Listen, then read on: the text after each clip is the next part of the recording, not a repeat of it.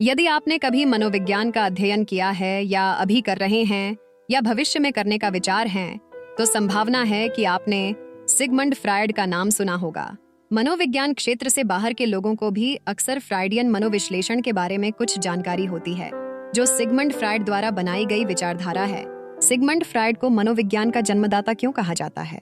आइए इसे हम एक प्रेरक प्रसंग से समझें कि सिगमंड फ्रायड ने मनोविज्ञान से खोए हुए बच्चे का पता कैसे लगाया।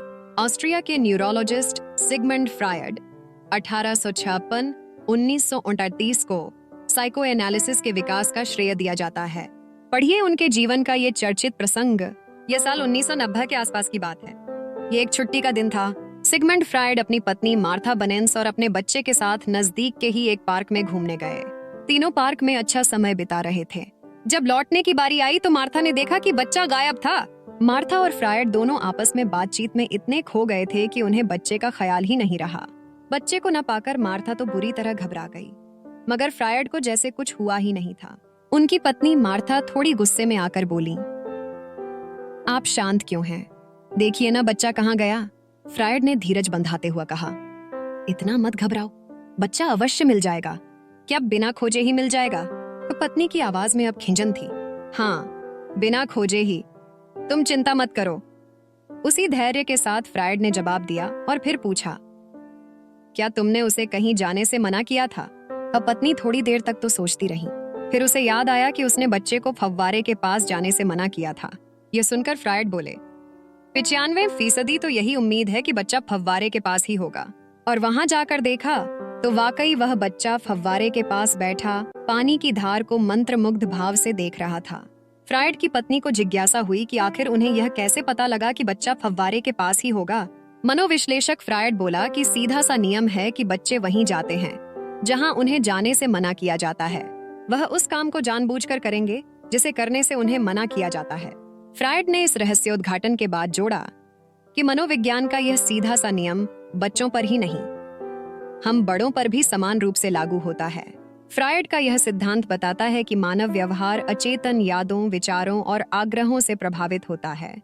यह सिद्धांत यह भी प्रस्तावित करता है कि मानस में 3 पहलू शामिल हैं, ईद, अहंकार और सुप्रीगो। ईद पूरी तरह से अचेतन है, जबकि अहंकार चेतन मन में काम करता है। सुप्रीगो अचेतन और सचेत दोनों तरह से काम करता है। फ्रायड के सिद्धांत के अनुसार हमारे व्यक्तित्व को प्रभावित करने वाले कुछ अलग अलग कारक हैं।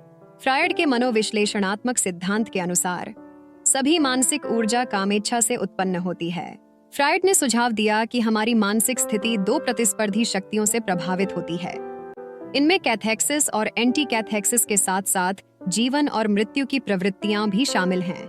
कैथेक्सिस को किसी व्यक्ति, विचार या वस्तु में मानसिक ऊर्जा के निवेश के रूप में वर्णित किया गया था। एंटी कैथेक्सिस में अहंकार आईडी की सामाजिक रूप से अस्वीकार्य जरूरतों को रोकता है। इच्छाओं और इच्छाओं को दबाना एंटी कैथेक्सिस का एक सामान्य रूप है, लेकिन इसमें ऊर्जा का एक महत्वपूर्ण निवेश शामिल है।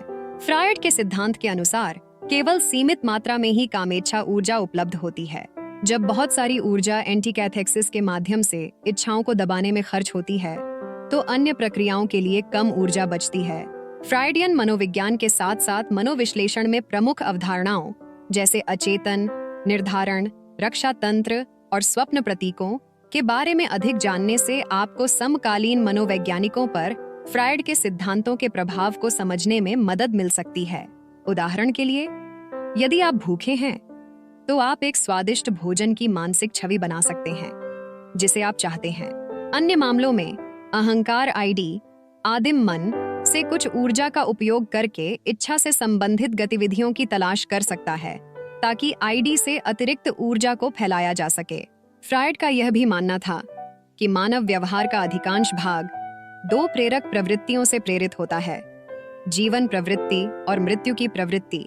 जीवन की सहज प्रवृत्ति इरोस वे हैं जो जीवित रहने, प्रजनन और आनंद की बुनियादी जरूरतों से संबंधित हैं। इनमें भोजन, आश्रय, प्रेम और सेक्स जैसी चीजें शामिल हैं।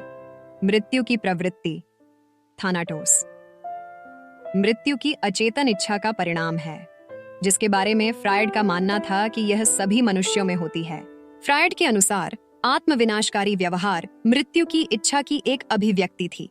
हालांकि उनका मानना था कि ये मृत्यु की प्रवृत्तियां और जीवन की प्रवृत्तियों द्वारा काफी हद तक नियंत्रित होती हैं।